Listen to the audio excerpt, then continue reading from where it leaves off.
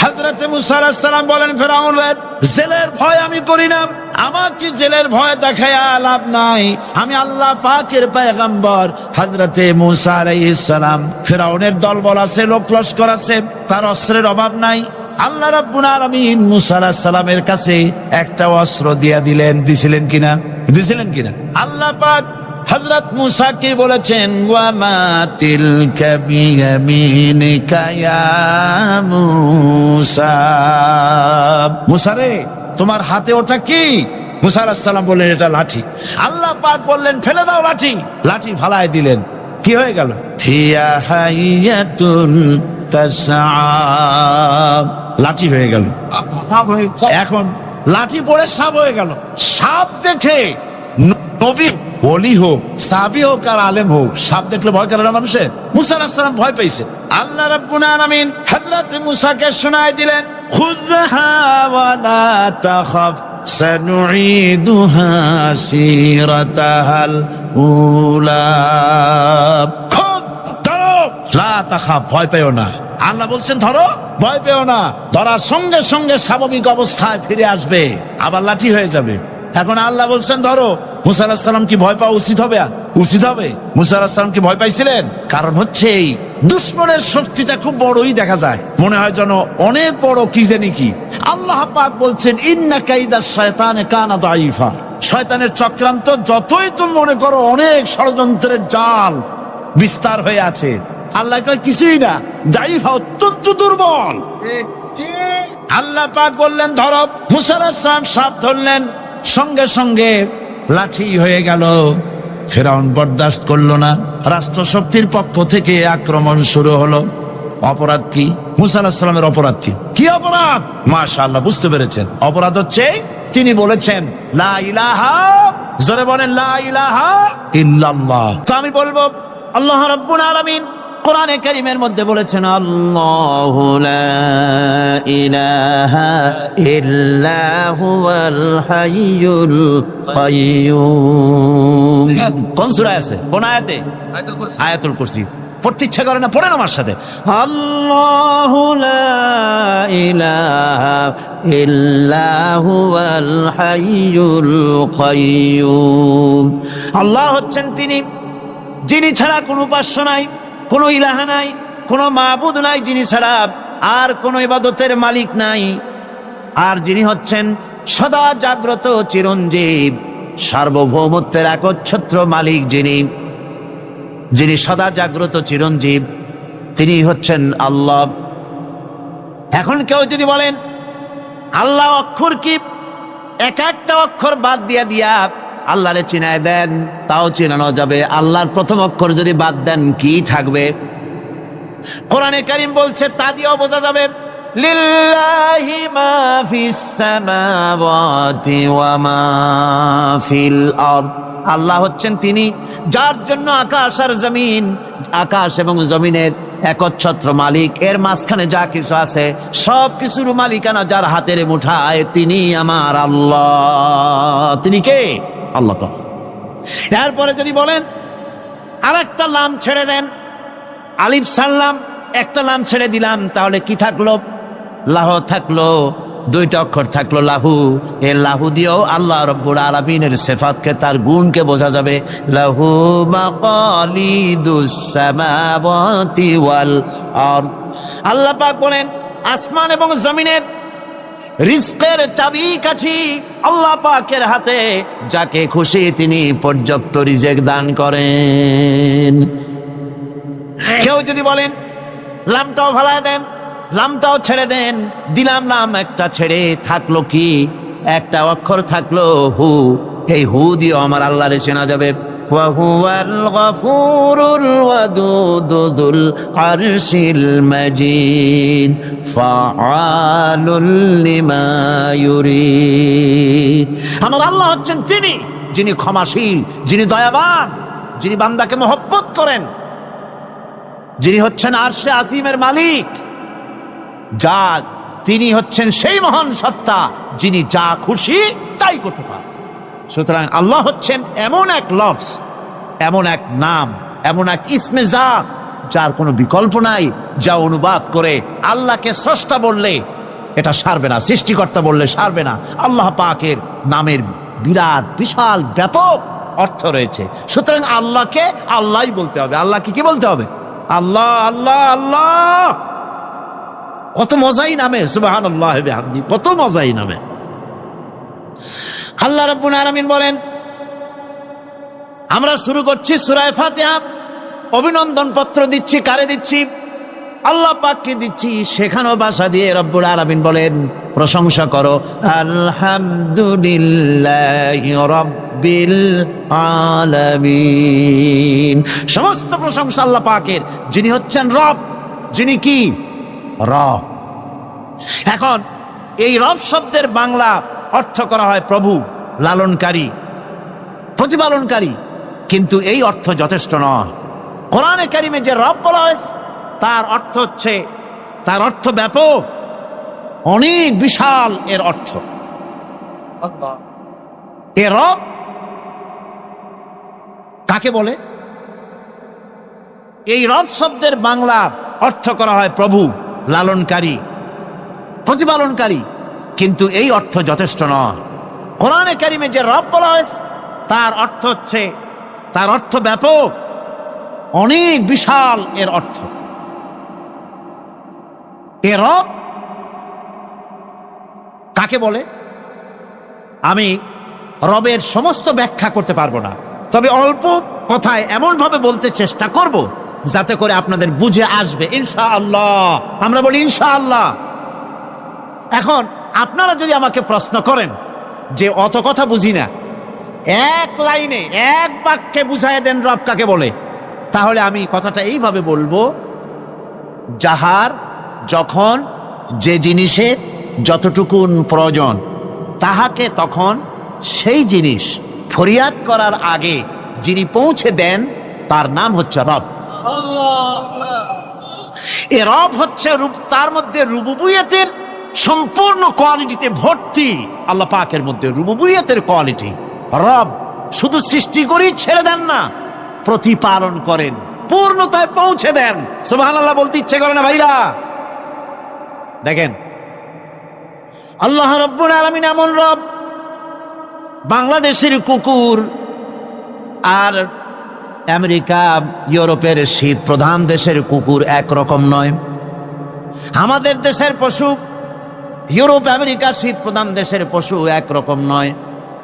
তার কারণ হলো আমাদের দেশে শীত কম, নাতিশীতোষ্ণ অঞ্চলের মধ্যে খানিকটা পড়ে যায়। এখানে পশুদের গায়ে কম পশম থাকলে কোনো অসুবিধা নাই। ভেড়া, ঘোড়া, কুকুর, বন্য প্রাণীকে কেউ তো কম্বল দেয় না, ল্যাপ দেয় না, রাজাই দেয় না, খাতা দেয় না, চাদর দেয় না। আল্লাহ রাব্বুল আলামিন তিনি এমন রব, শীত প্রধান দেশের পশুদের গায়ে পশম দিয়া চিরস্থায়ী কম্বল জড়ায় দিয়েছেন। এটা হচ্ছে রব। প্রতিপালনের পদ্ধতি কি সুন্দর করে তিনি প্রতিপালন করছেন, কি সুন্দর করে তিনি পশু পক্ষীগুলিকে তাদের আহার জোগাড় করছেন, প্রতিপালন করছেন। তিনি রব। মানুষকে সৃষ্টি করেছেন, আমাদেরকে সৃষ্টি করেছেন, সব প্রয়োজন মিটাইছেন, সকল প্রয়োজন মিটিয়েছেন, একটা জিনিস বাদ রাখেন না। আমাদের মুখে দাঁতের দরকার ছিল, মায়ের পেট থেকে দাঁত নিয়ে আসিনি। মায়ের পেট থেকে আসার পরে আমাদের খাবারের দরকার ছিল। লক্ষ্য করেন রব কারে বলে, লক্ষ্য করুন। মায়ের পেটের মধ্যে যখন ছিলাম ওখানে কোনো রোগের জীবাণু ঢুকতে পারে নাই। ফি করারিম মাকিন, একটি সুরক্ষিত জায়গায় আল্লাহ রাব্বুল আলামিন বাচ্চাকে রেখেছেন, যেখানে কোনো সর্দি হবে না, জ্বর হবে না, সর্দি হবে না, ব্রঙ্কাইটিস হবে না, ডায়াবেটিস হবে না, প্রেসার হবে না। মায়ের পেটের মধ্যে বাচ্চাকে এমন জায়গায় আল্লাহ যত্ন করে রেখেছেন। এই বাচ্চা যখন মায়ের পেট থেকে বেরিয়ে এলো তখন তার পরিবেশ অত্যন্ত খারাপ। এখানে পলিউশন আছে, এখানে কার্বন ডাই অক্সাইড আছে, এখানে বিষাক্ত হাওয়া আছে, এখানে দূষিত আবহাওয়া রয়েছে। প্রতি মুহূর্তে রোগ তাকে হামলা চালাতেছে। এই রোগের থেকে সে বাচ্চা বাঁচবে কি করে? এজন্য রব্বুল আলামিন তিনি এমন রব মায়ের বুকের মধ্যে যে খাবার তৈরি করলেন বাচ্চার, ওই খাবারের মধ্যে বাচ্চার ওষুধ আল্লাহ পাক বানায়া দিলেন। মায়ের বুকের দুধ শুধু দুধ নয়, এটা ওষুধ। সুবহানাল্লাহ। এটা খাদ্য, এটা ওষুধ, এটা ভিটামিন, এটা ক্যালসিয়াম, এটা কার্বোহাইড্রেট, যা দরকার বাচ্চার জন্য সব আল্লাহ মায়ের দুধের মধ্যে দিয়ে দিলেন। যতক্ষণ বাচ্চা পেটে ছিল দুধ ছিল ঘন, যখন বাচ্চা মায়ের পেট থেকে বেরিয়ে এলো দুধটা হয়ে গেল পাতলা। এই পাতলা দুধটা খাবে, ওষুধ আছে এর মধ্যে, ভিটামিন আছে, খাইতে যেন বিস্বাদ না হয় একটু মিষ্টি দিয়ে দিলেন আল্লাহ, যাতে বাচ্চা মুখ ফিরায় না নেয়, সে যেন খাইতে চায়। তারপরে যখন বাচ্চার হাড্ডি খেতে হবে, মাছ খেতে হবে, গোশত খেতে হবে, দুধের আর দরকার নাই। তার শরীরের ভিতরে রেজিস্ট্যান্স, রোগ প্রতিরোধক শক্তি তৈরি হয়েছে, এখন আরো ভালো খাবার দরকার। আল্লাহ রাব্বুল আলামিন মায়ের দুধকে শুকায় দিলেন, চুষলো আর পাওয়া যাবে না, দুধ শুকায় গেছে, এখন বাইরের খাবার খেতে হবে। আসছিল যখন বুকে দাঁত ছিল না, বাইরে যখন এলো দাঁতের যখন দরকার হলো, কোন আল্লাহর বান্দা কি আল্লাহর কাছে দরখাস্ত করেছেন যে আল্লাহ আমার কয়েকখান দাঁত দাও, দাঁত ছাড়া আমি চাবাই কেমন? এই সবগুলি দাঁত কে সেট করে দিলেন?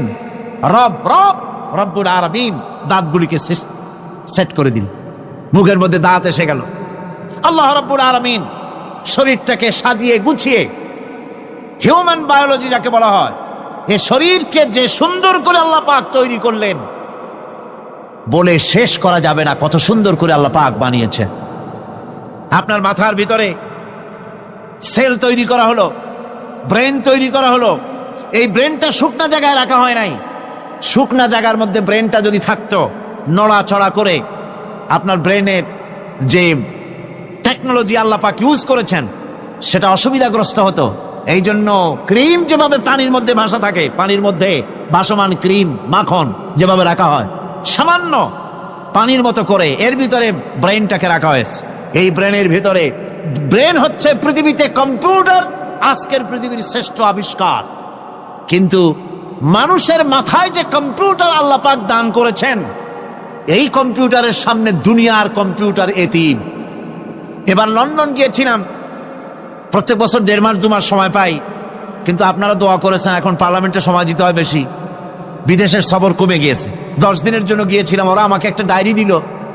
সেই ডায়েরিটার ভিতরে, ডিজিটাল ডায়েরি, এই ডায়েরির মধ্যে তারা বলল যে এরকম, এই যে কাগজটা আপনারা দেখতে পাচ্ছেন, এই রকমের কাগজের 10 লক্ষ পাতা লিখতে যত কাগজ লাগে, এরকমের 10 লক্ষ পাতার লেখা ছোট্ট এই ডায়েরিটার মধ্যে ঢুকাই দেওয়া যায়। 10,000 টেলিফোন নাম্বারের মেমোরিতে তুলে দেওয়া যায়। এটা হচ্ছে লেটেস্ট আবিষ্কার। কিন্তু আল্লাহ পাক মানুষের যে ব্রেনটা তৈরি করলেন, পৃথিবীতে যা আছে এ সব কিছু একটা মানুষের ব্রেনের মধ্যে, সমস্ত তথ্য, সমস্ত ফ্যাক্টস মানুষের মেমোরির ভিতরে ঢুকাবার পরেও আরো লক্ষ লক্ষ জায়গা বাকি থেকে যাবে, শূন্য থেকে যাবে, যা পূরণ হওয়ার নয়। এত বিশাল মেমোরি আল্লাহ পাক তার মানুষের মাথার মধ্যে তৈরি করে দিয়েছেন। সুবহানাল্লাহ বিহামদি। দেখুন অবস্থাটা কি, আল্লাহ তার মানুষকে কিভাবে, রব কাকে বলে, রব কারে বলে, সুবহানাল্লাহ বিহামদি। চোখের সামনে রাস্তা দিয়ে চলতে গিয়ে চোখের সামনে সাপ দেখলেন, চোখ দেখার কাজ করেছে। চোখ কি করেছে? দেখার কাজ করেছে। এখন কি করবেন? চোখ কিন্তু দেখে বসে থাকে নাই, চোখ দেখা মাত্রই ট্রান্সমিট করেছে ব্রেনকে। ব্রেন সাথে সাথে অ্যাকশন নিতে বলেছে হাতকে আর পাওকে। হাতে লাঠি থাকলে পিটাও, লাঠি না থাকলে পাকে বলেছে দৌড় মারো। এই যে সাপ দেখলো, চোখ এটাকে পাঠাই দিল ব্রেনকে, ব্রেন পাঠাই দিল অ্যাকশনে হাতে আর পায়ে। এতে কিন্তু 1 সেকেন্ড সময় লাগে নাই, 1 সেকেন্ডের কয়েক লক্ষ ভাগের 1 ভাগের ভিতরেই মানুষ অ্যাকশনে এসে গিয়েছে। সুবহানাল্লাহ। এর নাম হচ্ছে রব। এর নাম কি? রব। তার অফুরন্ত সৃষ্টি। মানুষের হার্ট তৈরি করেছেন, চোখ তৈরি করেছেন। চোখে কিন্তু আমরা নেগেটিভ দেখি, চোখে আমরা কি দেখি? নেগেটিভ দেখি। এই নেগেটিভটা চোখ ক্যাচ করে ব্রেনের ভিতর থেকে পজিটিভ হয়ে কে বের করে দেয়? সুবহানাল্লাহ বিহামদি। কানে অসংখ্য শব্দ শুনি, কিন্তু কোনো শব্দ তো জড়ায় যায় না। অসংখ্য শব্দ আমরা শুনি, যেমন রেডিও ঘুরাচ্ছেন, 9 ব্যান্ড রেডিও অথবা এর থেকেও বেশি ব্যান্ডওয়ালা রেডিও, আপনি যখন ঘুরাচ্ছেন কোন সেন্টার ধরার জন্য, অনেক সময় 4-5টা সেন্টার জড়ায় যায় না? জড়ায় কিনা? 4-5টা সেন্টার জড়ায় যায়, সর্বনাশ হয়ে যায়, কোনটা থেকে কোনটা শুনবেন। তো এইরকম করে আপনার কানের ভিতরে শব্দগুলি সব জড়াইয়া পাকাইয়া আপনার কানের মধ্যে একটা বিশ্রী আওয়াজ সৃষ্টি করে দিতে পারত। কে স্তরে স্তরে শব্দগুলিকে শোনার ব্যবস্থা করেছেন? আপনার জিহ্বার ভিতরে হাজারো রকমের স্বাদ গ্রহণ করার জন্য একটা জিহ্বায় এতগুলি টেস্ট নেওয়ার ক্ষমতা কে তৈরি করে দিলেন? আল্লাহ রাব্বুল আলামিন সুবহানাল্লাহি বিহামদি। তিনি হচ্ছেন রব, যিনি মানুষের প্রতিপালন সৃষ্টি করেন এবং প্রতিপালন করেন, এমনি এমনি ছেড়ে দেন না। এরপরে মানুষের সব প্রয়োজন তিনি মিটিয়েছেন। মানুষের জীবন ধারণের জন্য সব থেকে বড় প্রয়োজন পানি। সবচেয়ে বড় প্রয়োজন কি? পানি। জোরে কোন কি? পানি। জীবনের জন্য পানি এবং আর্দ্রতা, এই দুটি জিনিস অপরিহার্য, এছাড়া জীবন বাঁচবে না। আমরা দেখতে পাই সমুদ্র ভরা পানি মজুদ আছে, লক্ষ্য করেন, সমুদ্র ভরা পানি মজুদ আছে, নদী খাল বিল ভরা পানি মজুদ আছে, কিন্তু এটাই তো যথেষ্ট নয়। রব হচ্ছেন তিনি যিনি এই বিশাল বিশাল পানির মজুদ থেকে বাতাসকে যিনি বলেন, যিনি প্রতিনিয়ত বাষ্পীয় আকারে পানিগুলিকে সমুদ্র থেকে উত্থিত করেন, পানিগুলিকে উত্থিত করেন মহাকাশী। আল্লাহ পাক বলেন, আল্লাহুল্লাযী আরসালার রিয়াহা ফাতুসিরু সাহাবা। বাষ্প হয়ে পানিগুলি আকাশে উত্থিত হয় এবং মহাকাশে যাওয়ার পর এই পানিগুলি, লবণাক্ত পানিগুলি আল্লাহর মেশিনে সেগুলি মিষ্টি হয়ে যায়। জোরে কোন সুবহানাল্লাহ। পানিগুলি মিষ্টি হয়ে গেল, ওই মিষ্টি পানি আল্লাহ রাব্বুল আলামিন নাজিল করে দিলেন। এবার বৃষ্টি কণা কণা হয়ে পড়লো, ফোঁটা ফোঁটা বৃষ্টি। আল্লাহ খুঁজে দেখলেন বৃষ্টির ফোঁটাগুলি পৃথিবীর প্রতিটি কণা তালাশ করে তৃষ্ণার্ত কণাগুলিকে আল্লাহ পাক ভিজায় দিলেন। সেই জন্য তার নাম হলো রব। তিনি হচ্ছেন রব, প্রয়োজন মিটান। পানি সবচেয়ে প্রয়োজন বেশি, সেই পানি আল্লাহ পাক এভাবে সরবরাহ করলেন। জমিনের চারিদিকে নদী নালা রেখেছেন, জমিনকে আর্দ্র করেছেন, জমিনের ভিতরের পানি মিষ্টি করেছেন। টিউবওয়েল মারলে পরে, পাম্প করলে পরে ভিতর থেকে মিঠা পানি আল্লাহ পাক বের করে দেন। সুবহানাল্লাহ। এই মিষ্টি পানির ব্যবস্থা করেছেন। এরপরে তিনি ওই আল্লাহ পাক মিষ্টি পানির ব্যবস্থা করে বৃষ্টির মাধ্যমে পৃথিবীতে ফসল উৎপাদনের ব্যবস্থা করে দিলেন। পাক কোরআনে কারিমের মধ্যে বলেছেন, ওয়াজআলনা মিনাল মাই কুল্লা শাইইন হাই। পানি দ্বারাই আমি সব বস্তুকে সজীব রাখি। বৈশিষ্ট্যের দিক থেকে পানির রয়েছে অনেক গুণ, আশ্চর্য গুণ। পৃথিবীর ৭৫% হচ্ছে পানি। আকাশ থেকে অর্থাৎ চাঁদ থেকে যখন চাঁদে ভ্রমণকারীরা যখন ছবি তুলেছে, তো সেই ছবিতে ব্লু রং এসেছে বেশি, সবুজ এসেছে কম। সবুজ হলো গাছপালা, আর ব্লু হচ্ছে পানি। সমুদ্রের পানির রং হচ্ছে নীল। মানুষের শরীরের ভিতরে ৬০% পানি, গাছের মধ্যে রয়েছে পানি। পানি ছাড়া পৃথিবীর বাঁচার কোনো পথ নাই। আবার দেখেন, প্রচন্ড শীতের কারণে, ঠান্ডার কারণে যেসব এলাকায় তাপমাত্রা হিমাঙ্কের নিচে এসে যায়, সেই সব দেশে সমুদ্রের পানি আর দরিয়ার পানিগুলি বরফ হয়ে যায়। এই বরফ যখন হতে থাকে, তখন পানি তার নিজের তাপকে নিচের দিকে ছুটতে থাকে। উপরের তাপ বরফ হয়ে যায় ঠান্ডা, আর নিচে তাপ বিচ্ছুরিত করে দিয়ে পানির ভিতরে যত জলজ প্রাণী আছে আর উদ্ভিদ আছে, সবগুলিকে বাঁচায় রাখার ব্যবস্থা আল্লাহ রাব্বুল আলামিন এভাবে করে থাকে। এবার আল্লাহ রাব্বুল আলামিন বলছেন, এই পানি ছাড়া মানুষ বাঁচে না, প্রাণী বাঁচে না। পানি এমন এক জিনিস, এমন এক নিয়ামত আমি দান করলাম। আল্লাহ পাক বলেন, কুল আরাআইতুম ইন আসবাহা মাউকুম গাওরান ফামান ইয়াতিকুম বিমাইন মাইন। বলো দেখি, সবে শুকাইয়া যদি যায় এই জমিনের পানি, তাহলে হেথায় তটনির ধারা কে দিবে সবারে আনি। এই পৃথিবীর নদী নালা খালবিল জমিনের আভ্যন্তরীণ দিকে পানিগুলি যদি আমি আল্লাহ রাব্বুল আলামিন শুকায় দেই, তাহলে আমি আল্লাহ ছাড়া এমন কে আছে যে নতুন করে আবার পানির আমদানি করে দিতে পারে? আছে কেউ? আজ পানির শূন্যতা আমাদের দেশে দেখা যাচ্ছে। পানি আস্তে আস্তে কমে যাচ্ছে, আস্তে আস্তে পানি শেষ হয়ে যাচ্ছে। কি কারণে শেষ হচ্ছে এবং কি হলে পানি পাওয়া যাবে পরে বলা যাবে ইনশাআল্লাহ। তো জীবন ধারণের জন্য যেমন পানির প্রয়োজন, জীবন ধারণের জন্য তেমন বাতাসেরও প্রয়োজন।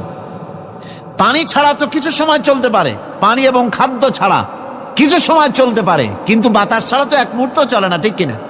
বুঝেন কিনা কথা? বাতাস ছাড়া এক মুহূর্ত চলতে পারে না। অথচ আল্লাহ রাব্বুল আলামিন এই বাতাস দিয়ে গোটা আকাশকে, শূন্য জায়গাগুলি বাতাস দিয়ে ভরে রেখেছেন, যাতে করে কারো বাতাসের কোনো অসুবিধা না হয়, শ্বাস করতে কোনো কষ্ট না হয়। প্রাণী জগৎকে বাতাস দিয়ে বাঁচিয়ে রাখার জন্য আল্লাহ পাক মহাশূন্যকে এভাবে সব এলাকা বাতাস দিয়ে ভরে রেখেছেন। এই জন্য তার নাম হচ্ছে রব। এটাই হচ্ছে রুবুবিয়তের নমুনা। আমার ভাইয়েরা, আল্লাহ রাব্বুল আলামিন পানি দিলেন, বাতাস দিলেন, খাদ্যের ব্যবস্থা করে দিলেন। শস্য শ্যামল এলাকায় আল্লাহ পাক সব জায়গাগুলিতে শস্য শ্যামল হোক অথবা উষর ধূসর মরুভূমি হোক, সারা পৃথিবী জুড়ে আল্লাহ রাব্বুল আলামিন খাবারের দস্তরখান বিছায় রেখেছেন। ওয়ামা মিন দাব্বাতিন ফিল আরদি ইল্লা আলাল্লাহি রিজকুহা। এই পৃথিবীর বুকে এমন কোন বিচরণশীল জীব নাই যেই জীবের রিজকের দায়িত্ব আমি আল্লাহ আমার নিজ হাতে গ্রহণ করি নাই। জোরে বলেন সুবহানাল্লাহ। সব রিজেক আমি ছড়াই রেখেছি বিশ্বজুড়ে সর্বত্র। আল্লাহ পাক বলছেন, ফালইয়ানজুরিল ইনসানু ইলা তাআমিহি আন্না সাবাবনাল মাআ সাব্বা সুম্মা শাকাকনাল আরদা শাক্কা ফাআমবাতনা ফিহা হাব্বা। আল্লাহ পাক বলছেন, মানুষের উচিত নিজ খাদ্যাদির দিকে লক্ষ্য করা, নিজে খাদ্যের দিকে লক্ষ্য করা। যেহেতু এই খাদ্য প্রতিদিন তার সামনে আসে, এদিকে তার লক্ষ্য করা উচিত। আমি কিভাবে, আমি প্রথমে জমিনের উপরে পানি বর্ষণ করি, পরে জমিনকে দীর্ণ বিদীর্ণ করি, এরপরে জমিনের ভিতরে উর্বরা শক্তি আমি দান করি। কে বলতেছেন কথা? আল্লাহ পাক বলছেন। এরপরে আমি নানান জাতের ফসল ফলন তোমাদের জন্য আমি দান করে দেই। খাদ্যের দিকে নজর করতে এই জন্য আল্লাহ পাক বলেছেন, মানুষ চতুর্দিক থেকে তো চোখ ফিরাতে পারে, মুখ ফিরাতে পারে, কিন্তু খাদ্যের দিকে তার নজর করতেই হয়। সকালে, দুপুরে, বিকেলে, রাত্রে সব সময় তার সামনে খাবার আছে। আল্লাহ পাক বলেন, খাবারের দিকে একটু নজর করো, কেমন ভাবে কি সুন্দর করে খাবারগুলি তৈরি করে দিয়েছি, শুরু কিভাবে হলো, পরিপক্ক কিভাবে হলো, সেদিকে তোমরা লক্ষ্য করো। সে লক্ষ্য তো করা নাই, সমানে খায়, বিসমিল্লাহ বলে না, আলহামদুলিল্লাহ বলে না, পাইকারি দরে খাইতেই থাকে। আল্লাহ পাক বলছেন, খাদ্যাদির দিকে লক্ষ্য করো। এই যে চাউল তোমরা খাচ্ছ, আটা খাচ্ছ, গম খাচ্ছ, মাছ খাচ্ছ, গোশ খাচ্ছ, তাম পৃথিবীর সমস্ত বিজ্ঞানীরা একত্রিত হয়ে একটা চাউল বানাইতে পারবে? জোরে কোন পারবে? না পারবে। পারবে? প্লাস্টিকের চাউল খাবে আর কলেরা হয়ে মরবে। পৃথিবীর সমস্ত বিজ্ঞানীরা একত্রিত হয়ে একটি চাউল বানাতে পারবে না, একটা ডিম বানাতে পারবে না। পারবে একটা ডিম বানাতে? পারবে না। বিজ্ঞানীদের প্রশংসা আমরা করি, হ্যাঁ করি, বিজ্ঞানীরা অনেক কিছু বিশ্বকে উপহার দিয়েছে, কিন্তু মূল রবের কাছে আমরা যাই না, তাকে চিনতেও পারি না, সেখানে যাই না। বিজ্ঞানীরা কি করেছে? আল্লাহর বানানো জিনিসগুলি তারা ডিজাইন করেছে। ডিজাইন করতে তো নিষেধ নাই, আর ডিজাইন করাই যায়, সৃষ্টি করতে পারে না। বিজ্ঞানীরা সৃষ্টি করে নাই, ডিজাইন করেছে। কিরকম? আল্লাহ পাক চাউল তৈরি করেছেন। চাউল তৈরি করেছে কে? বলেন না সবাই। এখন আপনারা সেই চাউল দিয়ে পিঠা বানান, পায়েস বানান, সেই চাউল দিয়ে ভাপা পিঠা, আরো কি যেন খায় চট্টগ্রামে রস দিয়ে, ওটাকে কি কয়? ধুই পিঠা না, কেন ধোঁয়া পিঠা। তো এইভাবে করে আপনি ডিজাইন তৈরি করছেন। আটা দিচ্ছে, আল্লাহ পাক আটা তৈরি করেছেন, গম দিয়েছেন, এই আটা দিয়ে গোলগোল্লা তৈরি হচ্ছে, এর দ্বারা রুটি তৈরি হচ্ছে, এর দ্বারা অসংখ্য রকমের সিমাই টিমাই ইত্যাদি দিয়ে, লাচ্ছা সিমাই, নানান রকমের সিমাই আপনি ডিজাইন করেন, অসুবিধা নাই। আল্লাহর তৈরি করা কাঠ দিয়ে ফার্নিচার তৈরি হচ্ছে, টেবিল হচ্ছে, চেয়ার হচ্ছে, গোষ্ঠী শুদ্ধ হচ্ছে।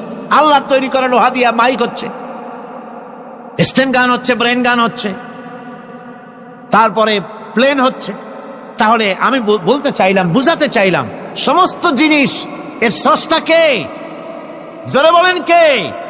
বিজ্ঞান শুধু এগুলিকে এক জায়গায় করে অ্যাসেম্বল করেছে, এগুলিকে এক জায়গায় করে এক একটা রূপ দিয়েছে। এখানে বিজ্ঞানের কৃতিত্ব আছে ঠিক, কিন্তু আপনারাই বলেন, লোহা যদি আল্লাহ তৈরি না করতেন, মাইক তৈরি হতো, রাইফেল তৈরি হতো? আর রাইফেল যদি নাই হতো তাহলে কারাগারের বন্দীগুলো মারতেন কি দিয়া? রাইফেল যদি না হতো যুদ্ধ করতেন কি দিয়ে? ঠিক কিনা? যত মারামারি ইত্যাদি যা কিছু হচ্ছে, তো শুধু মারামারির জন্যই তো আল্লাহ লোহা বানান নাই। লোহার সবচাইতে বড় প্রয়োজন হচ্ছে জমিন কর্ষণ করা, জমিন চাষ করা। এই জমিন চাষের জন্য লাঙ্গল দরকার, শাবল দরকার, খন্তা দরকার, কোদাল দরকার।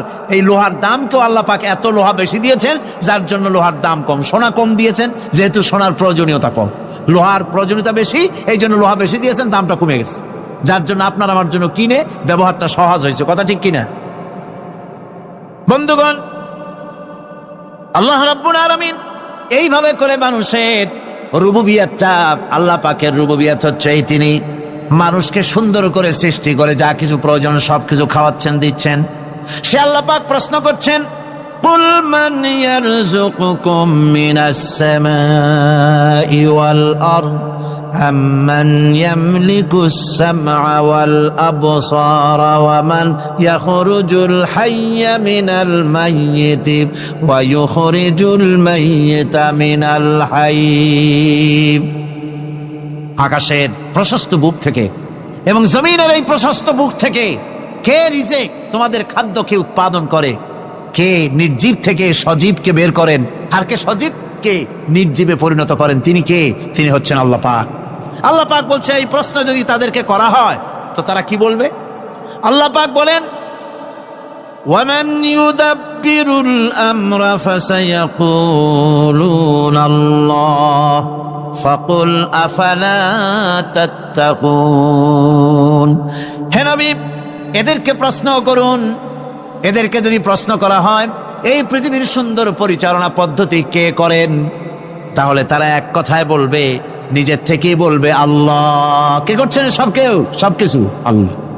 আল্লাহ পাক বলেন, নবী তাহলে তাদেরকে বলেন, এ কথা জানার পর, এ কথা বোঝার পরেও কেন তারা ঔদাসীন্যতা দেখাচ্ছে? কেন তারা গাফিল হয়ে যাচ্ছে? কেন তারা আল্লাহ পাককে ভয় করে তার পথের অনুসারী হচ্ছে না?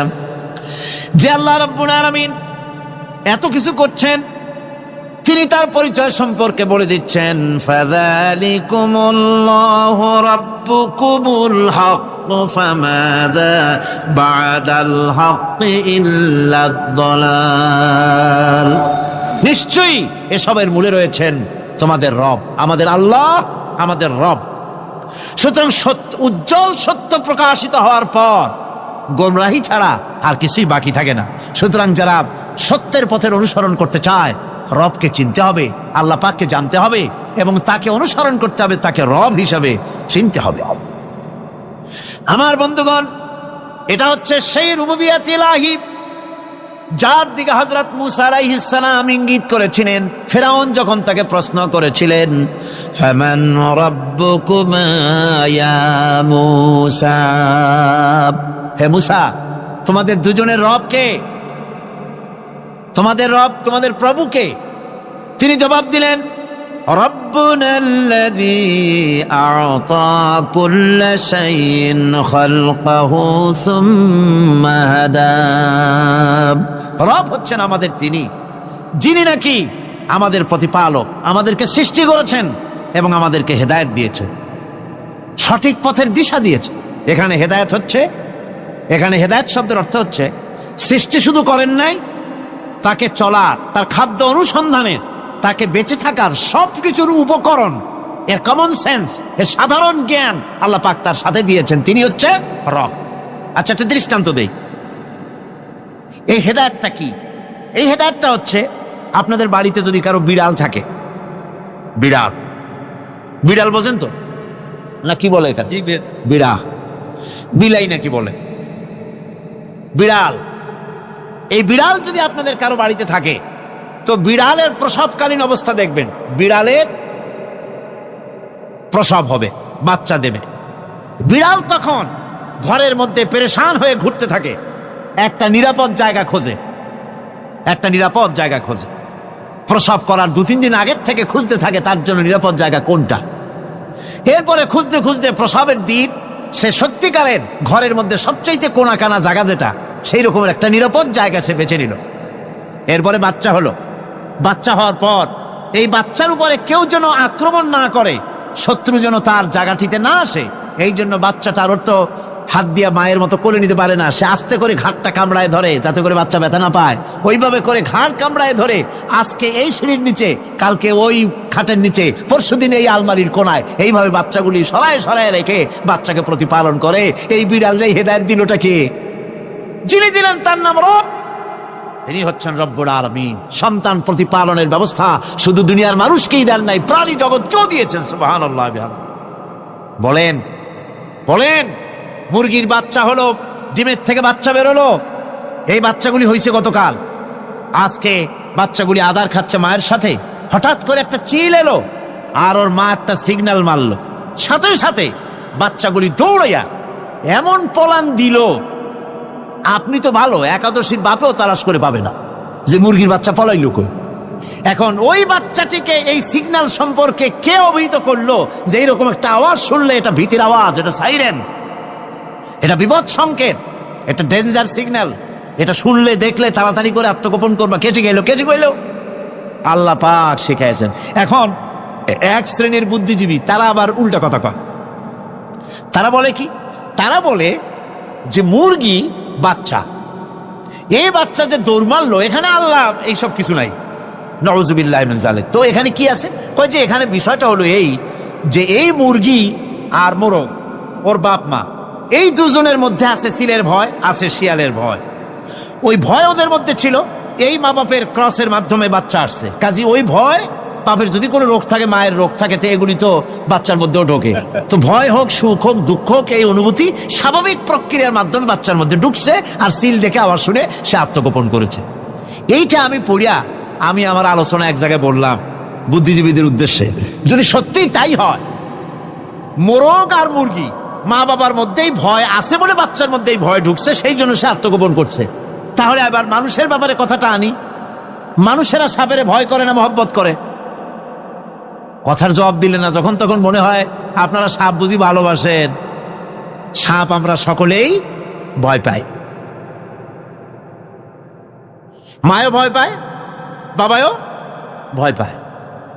এই মায়ের গর্ভে সন্তান এসছে, সন্তানের বয়স 2 বছর, 2.5 বছর, ঘরের মধ্যে কেউ ছিল না, ঘরের মধ্যে একটা সাপ আসছে, একটা সুন্দর সাপ, দেখতে সুন্দর, কিন্তু সে সাপে কামড়ালে মানুষ মরে যায়। ওই সাপটা মাথা উঁচু করে ফোনা ধরেছে।